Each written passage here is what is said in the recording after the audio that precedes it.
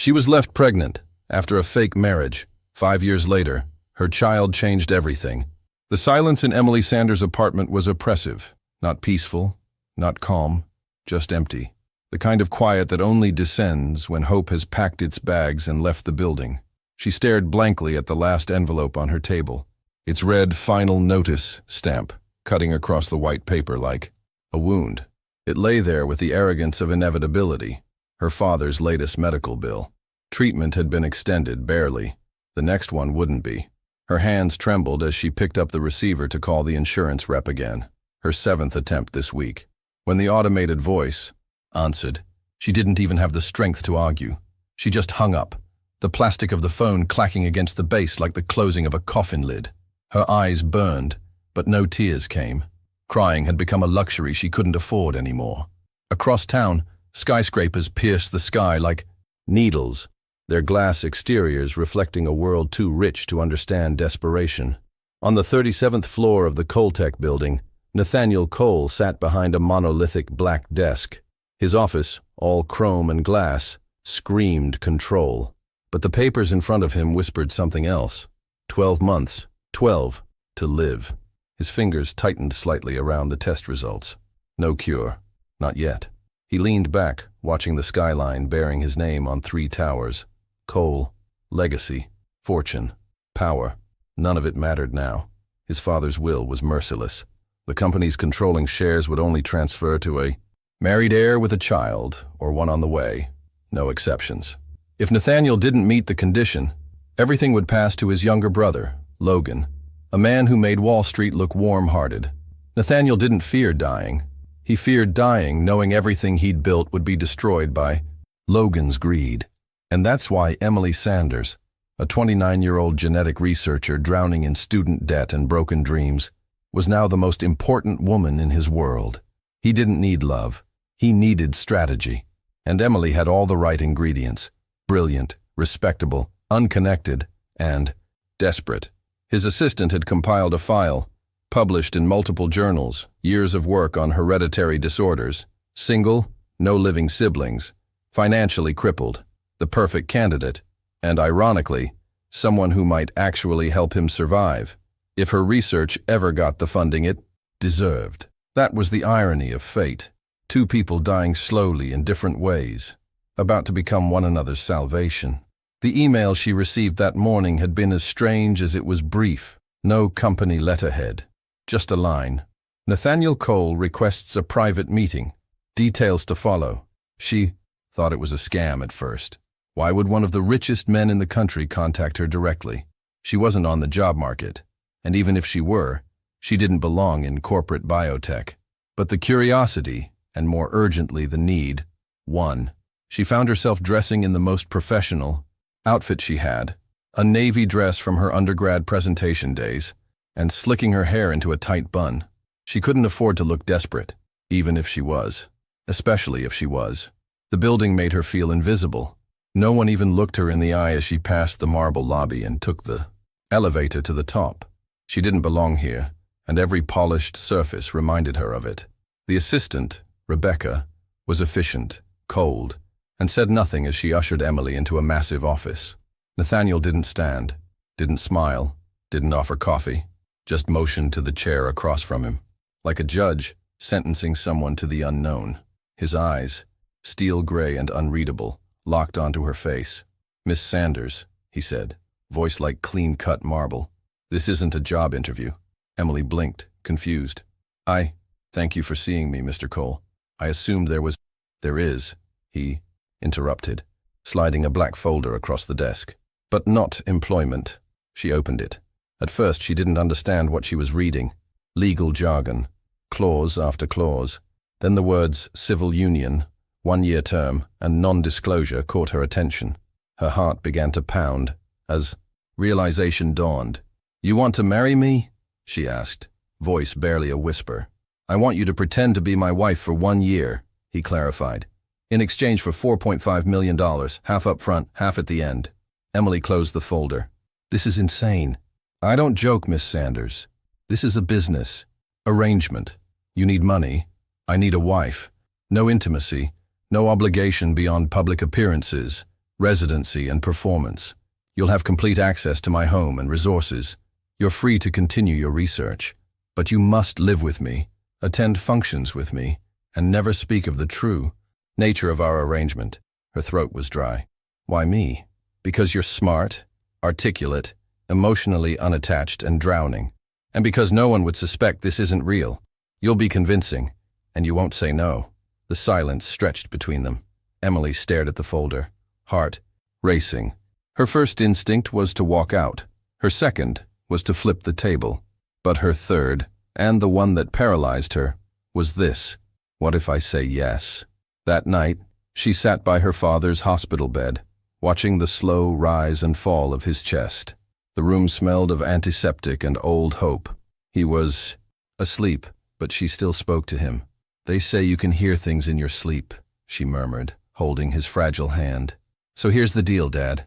I can save your life, but I might lose mine in the process." His fingers twitched and her eyes filled with tears. "I don't know what to do." At home, the folder lay on her table like a loaded weapon. She read it cover to cover. The clauses were cold, clear, and legally binding. It was airtight. And yet, the money would clear her father's bills, fund her lab work, buy her time, something neither of them had much of left. The offer was outrageous, unethical, maybe, but not illegal, and not entirely without its logic. The next morning her phone rang. "Miss Sanders," Nathaniel's voice was crisp. "Have you made your decision?" She closed her eyes.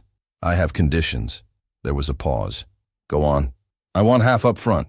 I need to pay my father's hospital immediately. And I keep my research. I won't stop working." "Agreed," he said without hesitation. "And one more thing," she said, pulse rising. "You said this wouldn't involve emotion. I expect you to respect that." "I will," he replied. "I don't do emotion." She exhaled slowly. "Then we have a deal, Mr. Cole." The courthouse felt colder than usual that morning. Not because of the weather, but because of what it represented.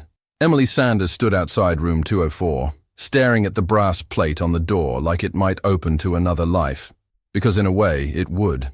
She adjusted the lapel of her blazer, her fingers trembling slightly. The pen in her hand felt too heavy.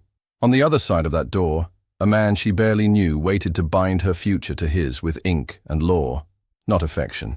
The air smelled of dust, cheap coffee, and irreversible decisions. When the clerk called their names, she stepped in. There were no flowers, no music, no family, just a judge, two witnesses from Nathaniel's legal team, and the sharp scratch of a pen signing away any version of a normal life. Nathaniel Cole stood straight in a tailored gray suit, looking every bit the corporate titan. He didn't smile, didn't falter. When he placed the platinum band on Emily's finger, he didn't look at her hand. He looked past her, as though he were sealing a transaction, not a union. She didn't blame him. She was doing the same. The judge pronounced them legally married. No kiss, no celebration. Nathaniel nodded once, like closing a deal. "The car will take you to retrieve your belongings," he said as they exited. "Rebecca will assist you with the move. I have meetings." Rebecca, his assistant, waited outside like a sentinel. Her expression was a mix of disapproval and indifference. "This way, Mrs. Cole," she said, the title cutting like a paper blade. Emily said nothing as she followed her into the black SUV, watching the courthouse shrink in the rear window. Her hands rested on her lap, the ring unfamiliar and heavier than it should have been. "No emotion," she reminded herself. "This is business. You've signed a contract, not a vow." But still, a part of her, small and buried, ached like something sacred had just been lost. The Cole estate was a fortress disguised as a mansion. Nestled in the hills outside Denver, the property was all sharp lines and glass surfaces. It was too big, too quiet, too perfect. Rebecca showed her to the east wing, her wing. Nathaniel lived in the west. They would share a roof, but not a life.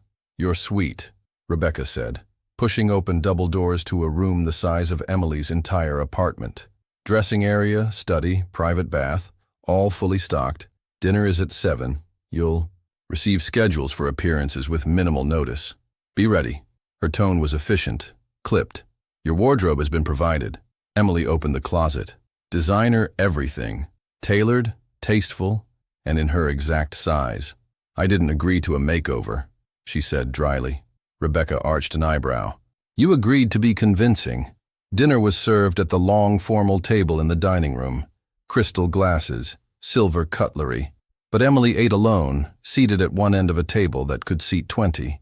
The butler moved silently, refilling her wine glass as she picked at food too elegant to comfort. Nathaniel, she was told, preferred to dine in his study. Another rule, another distance. After dinner, she wandered the halls like a ghost haunting someone else's life.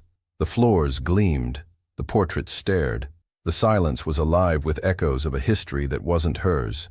In her suite, she changed into pajamas she hadn't picked and lay in a bed too soft, too big, too strange. Sleep didn't come.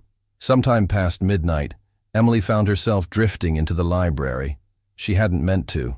She just followed the light spilling under the door. Inside, she found Nathaniel at a desk, reading, under a lamp. He looked up, mildly surprised. "Couldn't sleep?" he asked.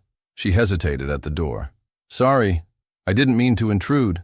It's your home now," he said simply, returning to his documents. "Technically." She stepped in. The fire crackled softly in the hearth. Books lined the walls. Some worn, some pristine.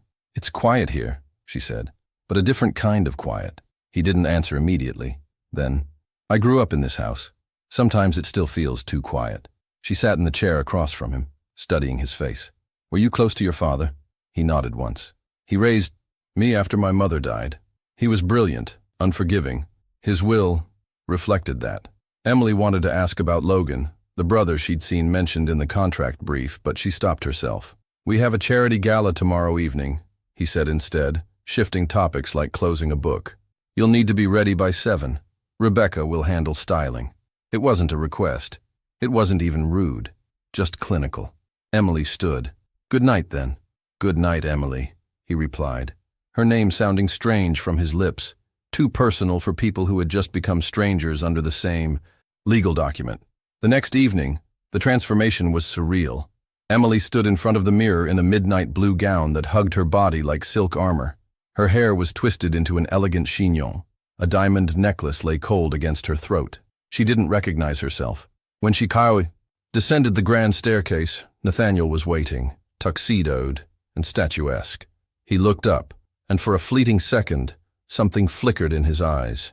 Not recognition, not desire, maybe curiosity. "You clean up well," he said. "Is that the sort of thing a husband says?" she asked, trying to ease the tension. A ghost of a smile touched his lips. "Perhaps not. Let's try again." He took her hand, kissed it softly. "You look beautiful tonight, darling." The words were smooth, performative, but something about the way he said darling made her heart stutter. In the car, he briefed her like a campaign manager prepping a candidate. "We met at a medical fundraiser. I was impressed with your work. Quiet dating, whirlwind engagement, married privately due to my preference for privacy." Emily repeated it back flawlessly. "And why the rush?" she asked. "Because life is short," Nathaniel replied without irony. "And I don't believe in wasting time." She felt the truth behind his words, even if he didn't elaborate. The silence that followed wasn't empty. It was full of all the things neither of them dared to say.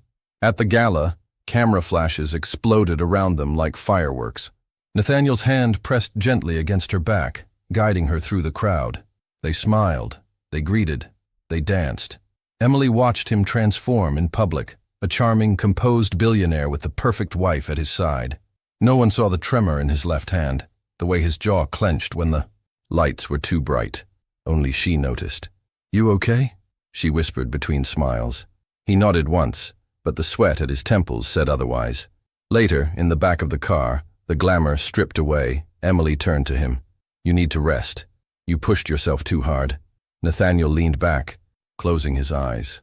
"I don't get to rest. Not until everything is secured." She didn't reply, not with words, but her hand reached out, hesitating, unsure, then gently touched his. For one brief moment he didn't pull away. Before the contract, before the mansion, before Nathaniel Cole's name entered her life like a ticking clock, Emily Sanders had been someone else entirely. She had been just a scientist, underpaid, overworked, and still holding on to some kind of hope.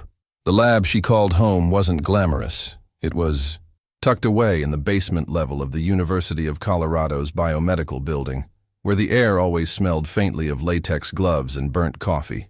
Her desk was a mess of sticky notes, half-finished data charts, and grant rejection letters.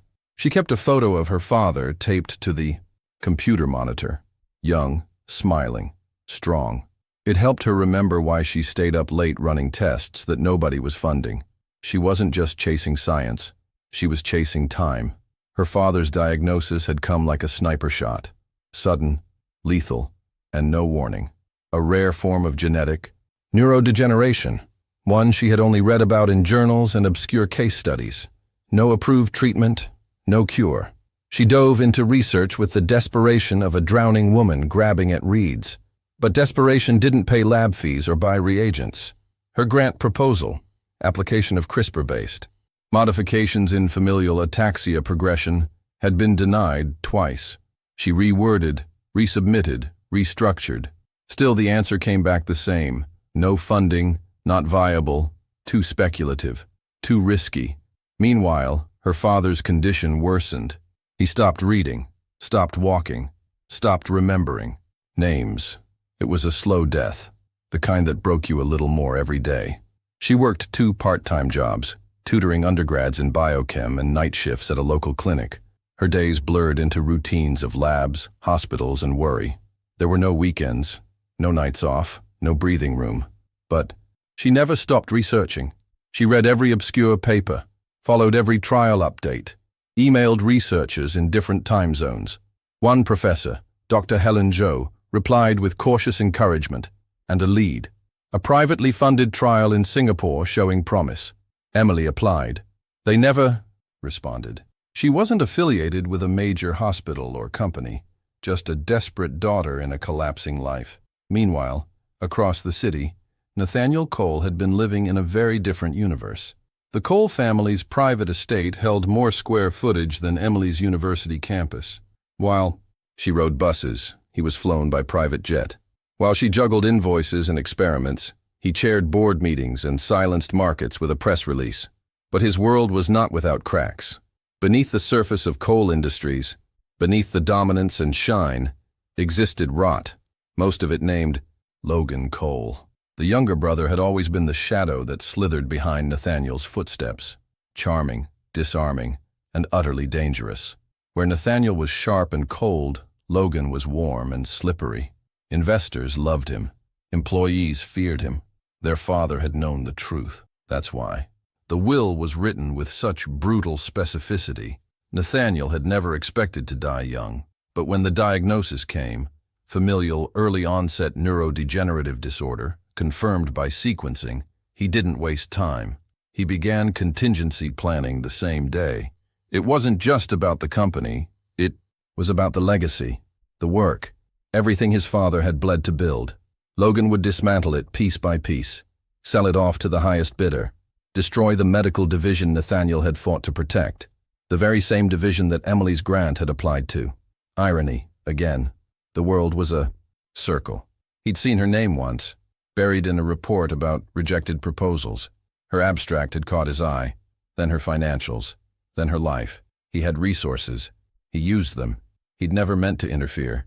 But when the first symptoms began, small things, forgetfulness, stiffness, the tremor, he knew the clock had started ticking. That's when the proposal was born. Not marriage, not love. Strategy. A mutual exploitation. He would offer her salvation, and in return she would offer him legitimacy, a legal spouse, an heir, a shot at retaining everything that mattered. And if she was half as smart as her papers suggested, maybe she'd save more than just his company. Maybe she'd save him too. Back in her old life, Emily had almost said no. That first night after receiving the contract offer, she'd sat on the bathroom floor of her apartment, knees pulled to her chest, staring at her reflection in the cracked mirror. Was this really who she was becoming? Someone who'd sell her name to save her father? But when she thought about losing him, about watching him fade out with nothing but debt behind, it became clear. She wasn't selling herself. She was buying him time. She packed lightly, left most things behind. Her new home would have everything she could ever need, except maybe the one thing she had left behind in that lab: identity. In the first week at the Cole estate, she kept her distance. She worked in the private study. She avoided the West Wing. She followed the schedule and smiled at cameras. She wore the designer dresses, drank from crystal glasses, nodded at politicians and CEOs. She said the right things, played the part. But inside, she felt like she was acting in someone else's body. Nothing fit, not the clothes, not the name, not even her own skin. Nathaniel was impossible to read. He rarely spoke unless necessary. He disappeared for hours, sometimes days. When they crossed paths, the exchanges were brief and transactional. He wasn't unkind, but he wasn't human either, at least not in the way she understood. She once saw him standing on the balcony overlooking the garden, not moving, not blinking, just existing, like he was already halfway out of this world. And in that moment, she saw something raw in him, something that looked a lot like fear, but it vanished the moment he noticed her. Still, there were moments, glitches in his armor. When he asked about her research, there was genuine curiosity. When he read her published paper and made a comment about a miscalculated protein ratio, she blinked in surprise. "You actually read it?" she asked. "Of course," he said. "I don't enter into contracts blindly." She wanted to ask what he meant by that, but she didn't. Some questions weren't safe yet. On the night before their first major public event, Emily returned to her suite to find a gift box on the bed. Inside was a dress, deep emerald green, understated but elegant, and a note. "It will photograph well under low light. Cole Foundation Gala. Thank you for your cooperation. N." No signature, no warmth. But she read between the lines. It was his way of saying, "I see you're holding up. Keep going." What neither of them knew, what neither of them could have known, was that the real storm was still coming. That behind boardroom doors, Logan had started asking questions, that Emily's presence was already raising eyebrows, and that everything they'd built, all the carefully crafted lies and fragile truths, were about to be tested in ways neither of them were ready for. The ballroom at the Denver Conservatory was a cathedral of light, chandeliers dripping with crystal, walls lined with velvet drapes, and tables arranged with surgical symmetry. Every inch of the space screamed wealth, elegance, and control. Emily stood in the wings, her hands trembling slightly as she adjusted the emerald green dress Nathaniel had left for her. The fabric clung to her frame in a way that felt more like armor than beauty. Behind the curtain of professionalism and poise, she felt like a fraud. The gala wasn't just another social appearance. It was the Cole Foundation's annual charity fundraiser, the biggest event on their public calendar. And tonight, Emily Sanders would be introduced as Mrs. Nathaniel Cole, the new heart of the Cole dynasty. Nathaniel was already out there, surrounded by CEOs, senators, and media giants. He was in his element, charming, controlled, completely unreadable. Emily watched him from the side, studying his posture, his timing, how he moved between conversations like a conductor leading an orchestra. She envied his precision. He made deception look effortless. She felt like her mask might crack with one wrong glance. A woman brushed past her, whispering to her assistant, "She doesn't look like the usual Cole type." Emily swallowed hard. The words weren't meant for her, but they landed anyway, sharp and cutting. She didn't belong here, and everyone could see it. When Nathaniel turned to her, extending his hand in silent invitation, she took it with a steady grip, even though her insides were spiraling. "Ready?" he asked, eyes scanning her face. "Do I have a choice?" she replied, her voice calm, rehearsed. He offered the faintest smile. "No." Then he turned toward the crowd. "Let me introduce my wife." The cameras flashed in bursts. Journalists surged forward. The questions came rapid fire. "When did you meet? Where was the engagement? Why the sudden wedding?" Nathaniel answered smoothly, feeding them the story they had crafted. Emily played her part, nodding, smiling, holding his arm like a lifeline. They moved through the room as a unit, a perfect illusion. But underneath, Emily was tracking every symptom. The slight tremor in Nathaniel's hand when he raised his glass. The way he leaned ever so slightly against the podium when giving his speech. The paleness beneath the flawless makeup. No one else noticed. No one saw the unraveling underneath the perfection, but she did, and it terrified her. He was getting worse. And if he fell apart in public, the consequences wouldn't just be medical, they would be political, financial, corporate. The entire house of cards would collapse. During a lull, in conversation, she leaned in and whispered, "When did you last take your meds?" He didn't look at her. "This isn't the time, Emily. If you collapse on stage, I promise you it will be the time." He turned to her slowly, his expression blank, but his jaw tight. Later, she nodded once, understanding that she'd pushed the boundary, but also that she'd made a point. They stood side by side as donors approached. Hands were shaken, smiles were exchanged. And through it all, Emily kept one eye on the man beside her, whose entire future and hers depended on maintaining the illusion of strength. The real test came during the press photos. A lineup of executives posed with Nathaniel and Emily center frame. The lights were blinding, the flashes rapid. Emily felt Nathaniel's hand twitch slightly in hers. He was gripping tighter than necessary, holding on. She shifted her weight, subtly, to support him, making it look like affection. No one noticed. But in that moment, they weren't just faking a marriage. They were surviving something together. When it was over, and the crowd dispersed, Nathaniel didn't speak. He just nodded toward the exit. In the car, the silence was thick. Emily didn't speak until they were halfway home. "You can't keep ignoring it," she said softly. "It's not going away." He stared out the window, his profile hard and elegant. "Do you think I don't know that?" "Then act like it," she snapped. "You have every resource imaginable, and you're still treating this like an inconvenience." He turned to her sharply. "Don't lecture me about resources. You took this deal because of money." She flinched at the truth in his words. "I took this deal because I had no other choice. But that doesn't mean I'm blind to what's happening to you." The argument hung in the air like smoke. Finally, Nathaniel broke it. "I have the best doctors in the country, but they can't fix this." Emily's voice dropped. "But maybe I can." He looked at her, genuinely startled. "What?" "I've been studying your case," she admitted. "The symptoms, the genetics. It lines up almost exactly with the variant I've been researching. There's an experimental delivery method I've been working on." He cut her off. "That's not what this is. You're not here to fix me.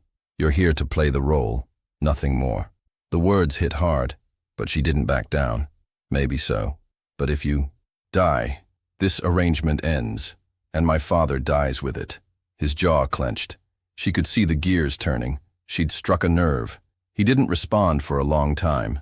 Then quietly, "We'll talk in the morning." It wasn't an apology, but it wasn't rejection either. It was a crack in the wall. That night, Emily sat alone in the library, a blanket over her shoulders, staring at a report she had printed weeks ago but never dared show him. Gene-targeted delivery vectors for multi-system ataxia. Her name was listed first. The methodology was still in early stages. The results were limited, but the potential, especially with Nathaniel's profile, was real. She didn't know if he'd trust her. She didn't know if she could pull it off. But for the first time in months, she didn't feel like a fake.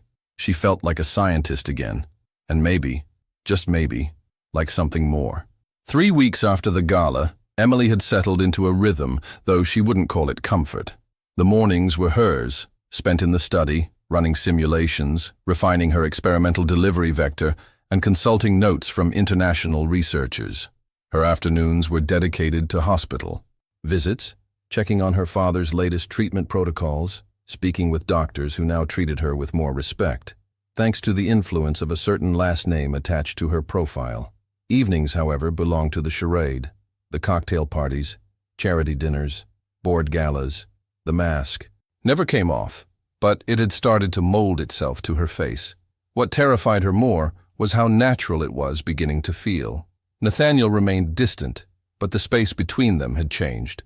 Where there was once indifference, there was now tension, not cold, not warm, just loaded.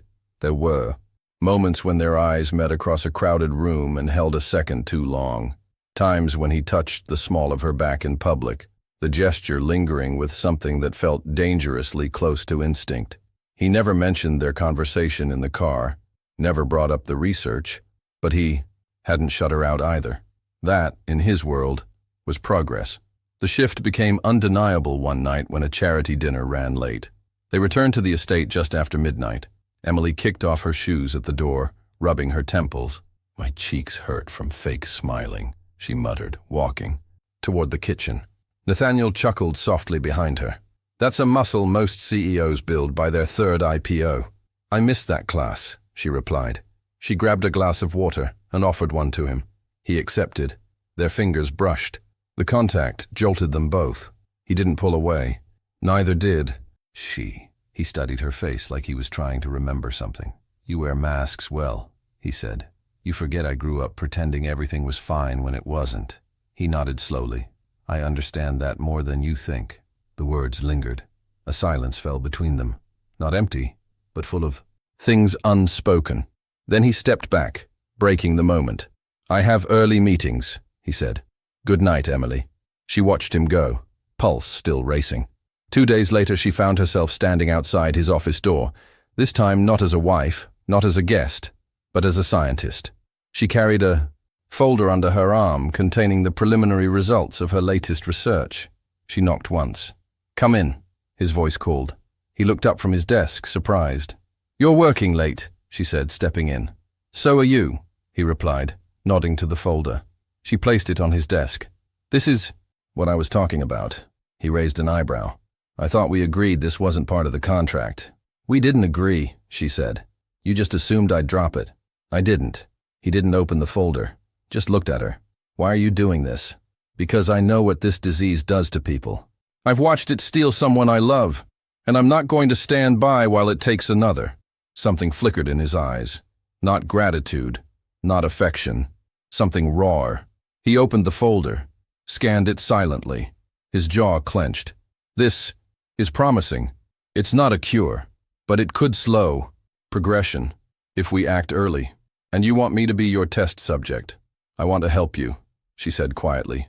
"The question is whether you'll let me." He closed the folder gently. "Give me a few days to think." It wasn't a no. That night, she couldn't sleep. Her mind spun with variables, projections, and questions she couldn't answer. She wandered down to the library, seeking quiet. To her surprise, Nathaniel was already there, seated in one of the armchairs, a glass of whiskey in hand. "Insomnia?" she asked. "Something like that," he replied, gesturing to the chair across from him. She sat. They didn't speak for several minutes. The silence wasn't awkward, just shared. "I was engaged once," he said suddenly. Emily blinked. "You?" He nodded. "Before the diagnosis. She didn't sign up to watch me die." "I'm sorry." "Don't be." She was honest about it. I respected that more than the pity. He swirled the drink in his glass. "What about you? Ever been close?" "Too busy," she answered, "and too scared. Watching someone die up close makes you wary of connections. You don't get too close to things that remind you how fragile everything is." He nodded slowly. "Exactly." They sat. In that fragile understanding, both staring into the fire.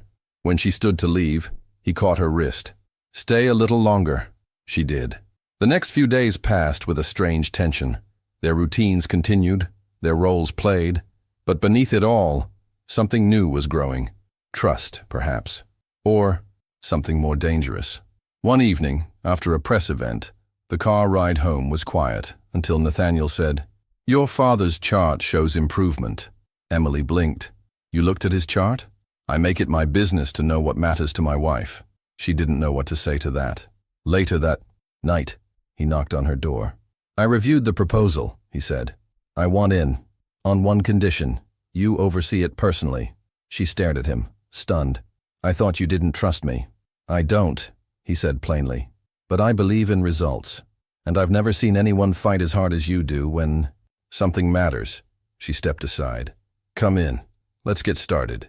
And just like that, the lines blurred. Between contract and commitment. Between pretense and something real. The rain hadn't let up all day, drumming relentlessly against the windows of the coal estate like an omen.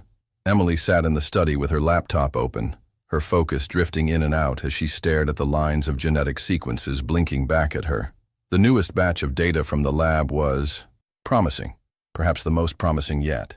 The modified delivery vectors had shown real potential to delay neurodegeneration in rodent models. It wasn't a breakthrough, not yet, but it was the first spark of light she'd seen in months. She should have been celebrating. Instead, her stomach churned, with a vague unease she couldn't shake. Nathaniel had been different lately, more present, more engaged. He asked questions about her work, read through her findings, even took notes. He still kept emotional distance, but it was no longer armored. It felt more like self-preservation.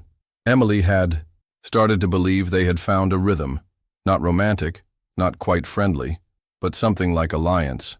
She had even begun to consider telling him the full truth, not just about her research, but about why she had chosen this field in the first place, about her mother, about the same mutation running in her own blood. But that moment never came. Instead, it was Nathaniel who broke the unspoken trust. He walked into the study with a folder in hand, his expression unreadable. He set it down on her desk, pushed it toward her, and stepped back. "Open it." Emily blinked, confused. "What is this?" "Information I had Rebecca compile," he said. After some concerns were raised, her hands moved slowly as she opened the folder. Inside were copies of her grant applications, academic research plans, letters of intent, and timeline logs. At first, she didn't understand. Then she saw the pattern. Her research had been focused on a specific gene mutation, the same one Nathaniel carried. And the dates. The dates showed she had started this work nearly 3 years ago, long before the contract, long before him. She looked up at him, her mouth dry. "Where did you get this? Does it matter?" he asked, voice cold.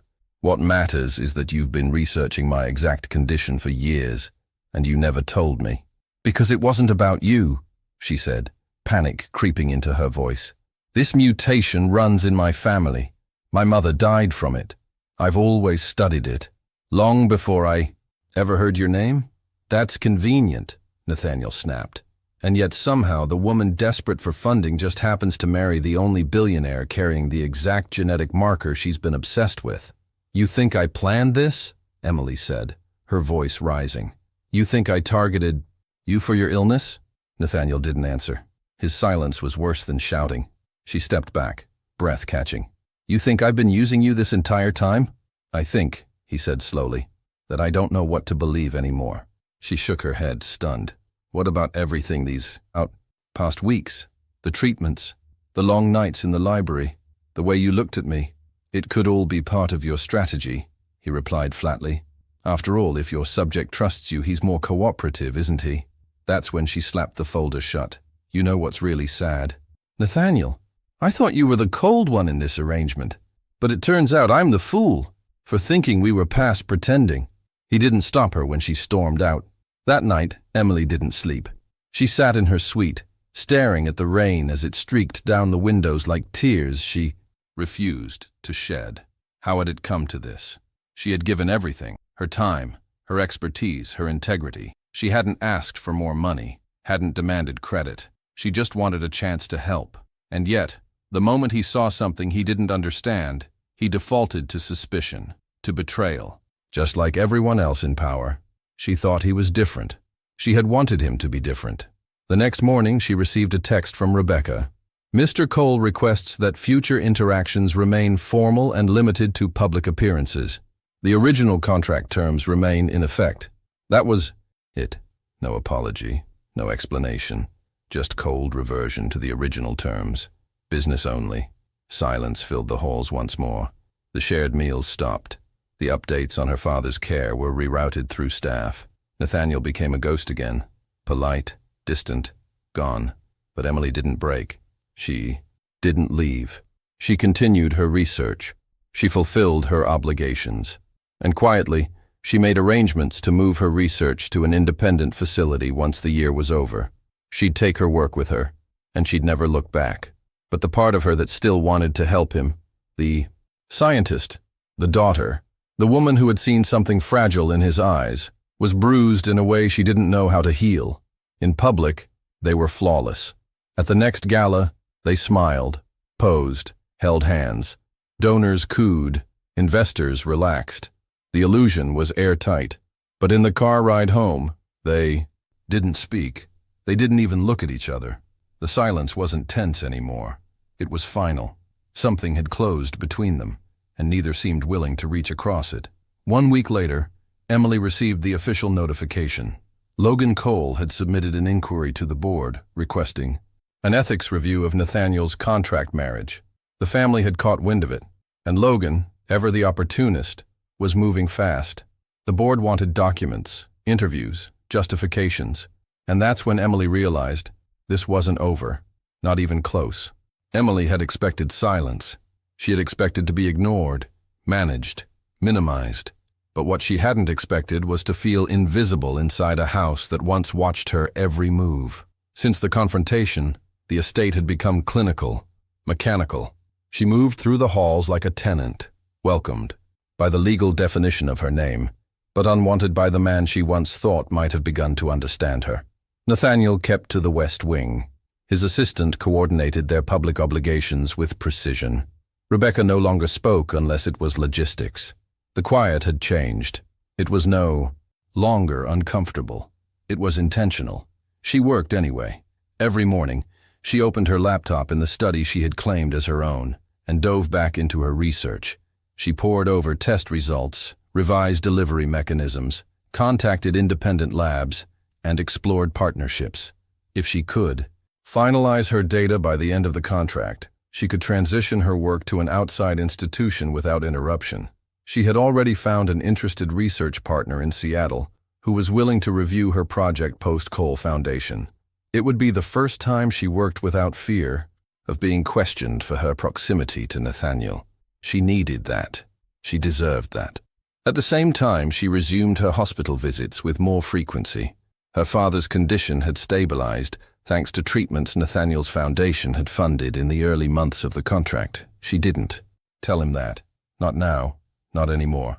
But as she sat at her father's bedside each week, adjusting his pillow, checking his vitals, she was reminded why she had made the choice in the first place.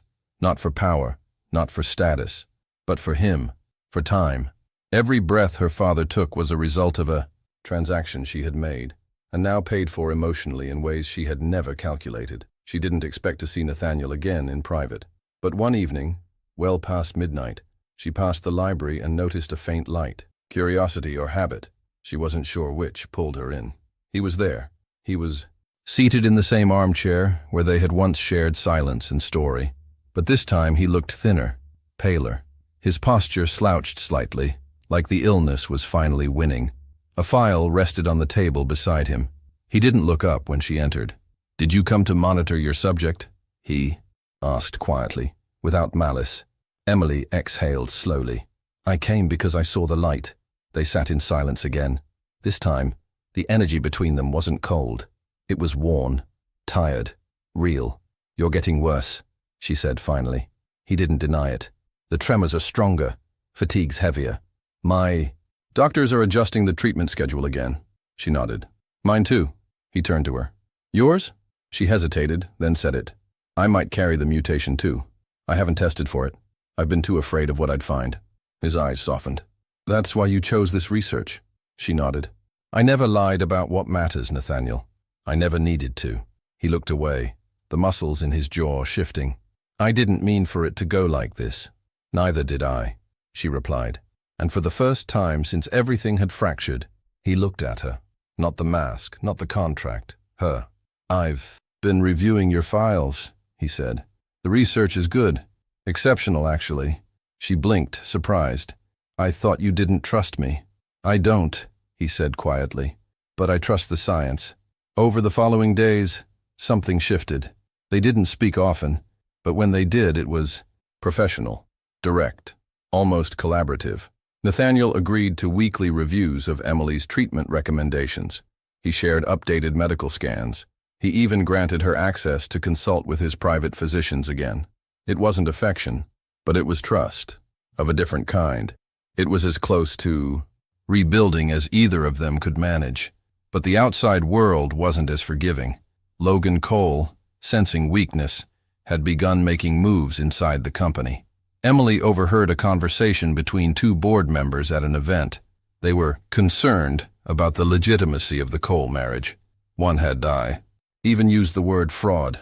Nathaniel seemed unbothered in public, but behind closed doors, Emily noticed the pressure mounting. His voice on calls was clipped. His appetite disappeared. His temper, once controlled, began to show cracks. She tried not to care, but she did. Then one afternoon, Rebecca approached her in the hallway. "He's not sleeping," she said without preamble.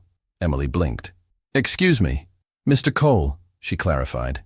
"He hasn't slept more than 3 hours in a week. He's refusing stronger medication. I thought you should know. It wasn't kindness. It wasn't concern. It was strategy." "Why are you telling me?" Emily asked. "Because he listens to you, even when he pretends not to. And because if he collapses, this whole company goes with him, and so does your research." Emily nodded. She understood. It had never just been about them. Too much rode on this charade turned reality. That night she knocked on Nathaniel's door. He opened it after a pause, shirt sleeves rolled, eyes rimmed with exhaustion. "What is it?" he asked. "You're burning yourself out," she said. "The board meetings, the treatment, Logan, it's too much. You here to lecture me again?" "No," she said softer. "I'm here because no one else is." He didn't respond, but he stepped aside, allowing her in, and for the first time in weeks, the door stayed open behind them. 4 months had passed since Emily last spoke to Nathaniel without an audience, a contract, or a curtain of necessity between them. By then, she had moved out of the Cole estate. The contract had expired. The illusion of marriage dissolved neatly, as agreed. She declined the final installment. No lawyers, no fanfare, just silence. She had left behind the dresses, the title, the mansion, and the man. What she hadn't left behind, what she couldn't, was the secret now growing inside her. One she hadn't even fully accepted, until the second test came back positive. Emily Sanders was pregnant, and the child belonged to a man who had once accused her of using him as a research subject. She spent the first few weeks in quiet disbelief. Her research had taken precedence, as always, but when she began feeling the shifts, the nausea, the fatigue, the tightening in her chest when she lay down at night alone, there was no denying it. She was carrying Nathaniel's child. It shouldn't have happened. The contract had clear boundaries. Their intimacy had been rare and never acknowledged. But somewhere between late nights in the library and the fragile truce that bloomed in shadows, something had broken through. Emily considered every option. Tell him. Don't tell him. Leave the country. Raise the child alone. But when she finally gathered the courage to make an appointment at a private clinic, the ultrasound changed everything. The technician paused halfway through the scan. "There's a concern," she said. Emily froze. "What kind of concern?" The heartbeat was irregular. Genetic markers indicated the child might carry the same mutation Nathaniel had, and that Emily had never tested herself for. In one moment, everything became clear. She wasn't just carrying his child. She was carrying the legacy of a condition that had ruined lives, including her own mother's. That night, she sat in the corner of her one-bedroom apartment, legs pulled against her chest. She didn't cry. She couldn't afford to. She emailed her research partner in Seattle, requesting urgent access to their new testing facility. She needed time, samples, silence. But time was no longer a luxury. It was now currency, measured not in grants or trials, but in weeks of fetal development. Her child, Nathaniel's child, had a ticking clock in its DNA. It wasn't until she saw the article that she realized time had run out. A research journal had published her newest paper, anonymously peer-reviewed, ethically approved, completely legitimate. But the author list was public. Emily Sanders, lead investigator.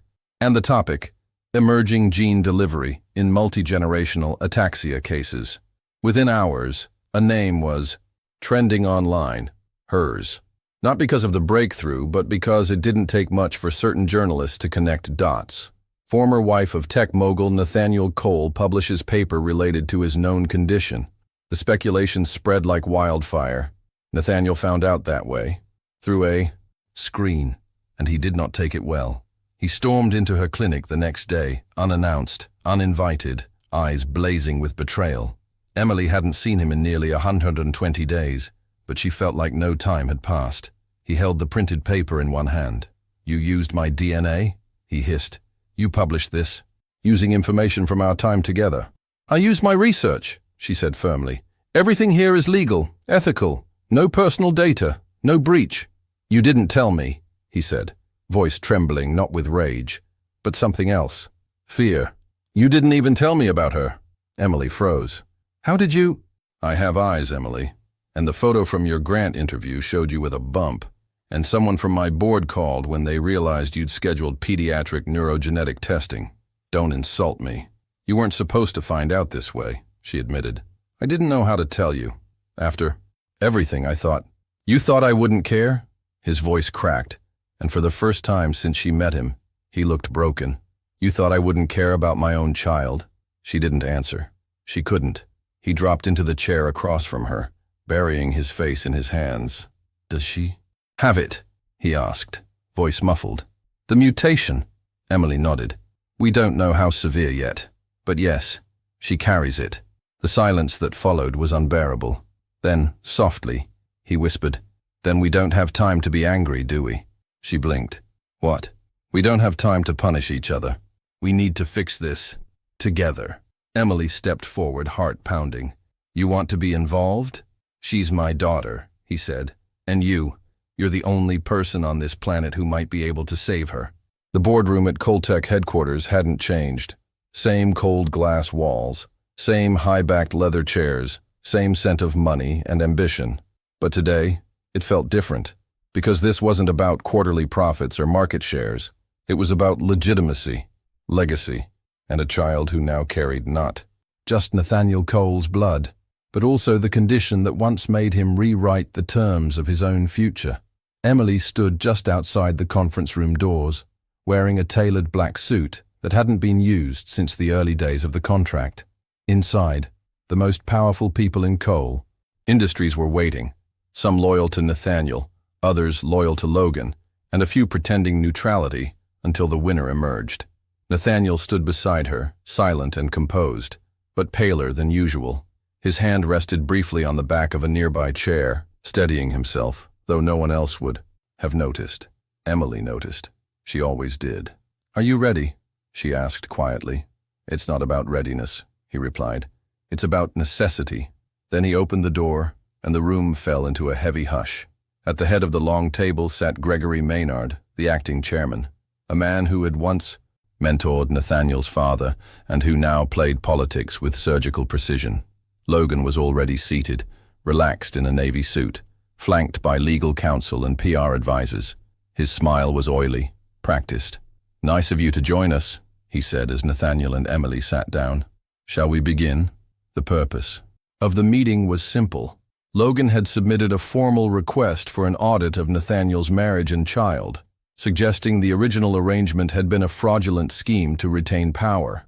If the board ruled in Logan's favor, Nathaniel would be stripped of his seat. Everything, shares, control, the future of the company, would shift to Logan. The accusations were brutal. You staged a marriage for inheritance, Logan said, voice full of mock indignation. There was never intent to build a family. You hired this woman to pose as your wife. Now suddenly there's a child involved? A medical condition that matches yours? How convenient. Either this was planned from the beginning, or it's the greatest coincidence in modern science, the board murmured. Emily kept her spine straight. She had rehearsed this 100 times in her mind. I never agreed to deceive anyone, she said calmly. The child is real. The diagnosis is real. I can provide full medical documentation, and if you're questioning paternity, I brought the genetic proof. Rebecca entered at that moment, carrying a sealed envelope.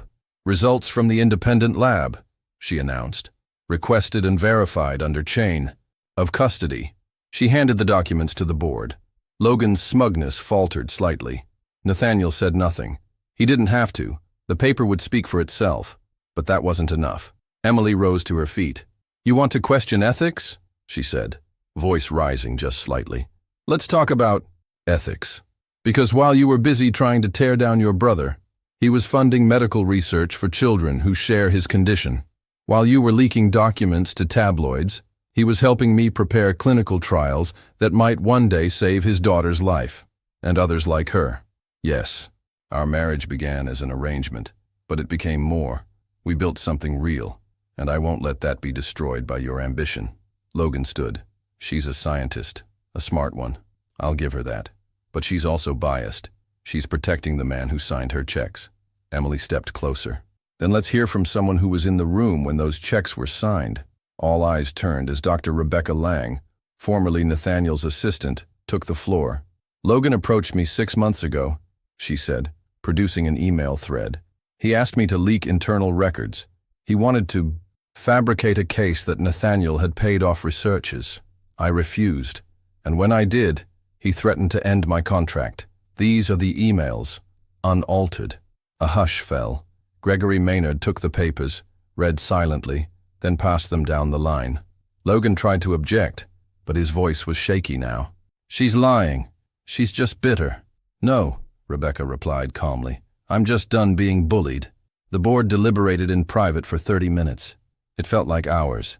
Emily sat beside Nathaniel, her heart pounding, not just for him, but for Sophie, for what their future would look like if everything was stripped away. Finally, the door opened. Maynard returned, face unreadable. The board has reached a decision. The accusations of fraud have been reviewed and rejected. Nathaniel Cole retains his seat and all associated authority within Coltech. Logan Cole is suspended pending further investigation into attempted internal sabotage. Logan stormed out, but no one stopped him. Later that night, back at the estate, Nathaniel and Emily sat across from each other at the dining room table. No PR cameras, no lawyers, just the two of them. We won, he said softly. We did, she agreed.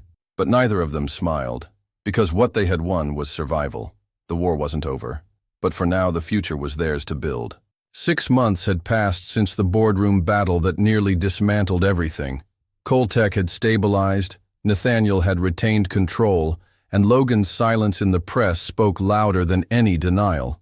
Internally, the company pivoted.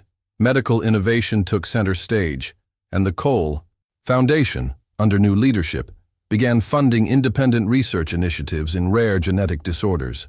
For Emily, the change was tangible. She was no longer just a scientist working in obscurity. She was now the director of a fully equipped research facility inside the Coltech medical campus, with a dedicated team, real funding, and her own protocols, moving into the first stage of clinical trials. But none of that compared to the change sleeping in the nursery. Sophie, now 3 months old, had inherited her father's dark gray eyes and her mother's relentless lungs. She was demanding, radiant, and entirely her own force of nature. Her genetic testing confirmed the presence of the mutation, but not its severity. Yet, Emily knew the path ahead wouldn't be easy, but the fear that once paralyzed her had been replaced with purpose. She wasn't just fighting a disease anymore. She was fighting for someone. Every paper, every breakthrough, every late night in the lab, it all pointed back to that tiny crib where Sophie slept soundly beneath a ceiling painted with stars. Nathaniel had surprised everyone, most of all himself, by becoming a father who was present. He still wore the armor of a CEO in public, still kept meetings ruthlessly efficient and decisions sharp. But in private, he showed up. Bottle feedings at 3 a.m. Story time, even when Sophie couldn't understand a word. Holding her against his chest when she cried harder than she should. Emily had walked in one night to find him asleep in the nursery rocking chair, Sophie tucked against him like a puzzle piece that had finally found its match. That image stayed with her. Yet despite everything they had been through, Emily and Nathaniel still lived in separate wings. Their routine was stable but distant, co-parents, partners, allies in science and survival, but not lovers, not anymore. There was too much scar tissue, too many words left unsaid. And yet the space between them had softened. Dinners were no longer silent. Shared glances carried less weight and more warmth. Sometimes Emily wondered if reconciliation was a matter of timing, or if what they had built now was its own version of love, grounded, quiet, enduring. One afternoon, Emily was walking through the garden with Sophie strapped to her chest when she saw Nathaniel waiting by the greenhouse. He held a folded document in his hands. "What's that?" she asked. "The final revision to the Foundation Charter," he said. "It names Sophie as honorary board member for life, and you as chief of research indefinitely." She blinked. That's big. So is what you've done, he said. This isn't just a job anymore, Emily. You've created something that could save generations. Her throat tightened. I didn't do it alone. He hesitated, then added, maybe that's the point. As fall rolled in, leaves blanketing the estate in golden silence, Emily hosted the first conference of the Cole Initiative. Over 70 researchers, doctors, and philanthropists gathered in the new research wing she helped design. Nathaniel gave the opening speech. Emily gave the keynote. But it was Sophie, in her tiny white cardigan and flower headband, who stole the show, gurgling in the arms of her mother as they stood on stage together, a living symbol of purpose. Later that night, Emily found Nathaniel on the balcony, looking out over the city. She stepped beside him, and they stood in silence for a while. I used to think legacy was about buildings and contracts, he said. Now I think it's about people. She looked at him, really looked. We built something, she said. Didn't we? Yes, he replied. And maybe now, we can start again, differently. Emily didn't respond right away. She reached for his hand. He didn't pull away. Back inside, Sophie stirred in her crib, her small hands curling into fists, ready to fight whatever future came for her. And she wouldn't fight alone, because this time, the contract wasn't about survival. It was about hope. If this story moved you, don't forget to subscribe to Mr. Edwards' Tales for more powerful journeys like this one. Hit that like button, comment what you felt during the story, and share it with someone who would love to experience this emotional ride. See you in the next tale.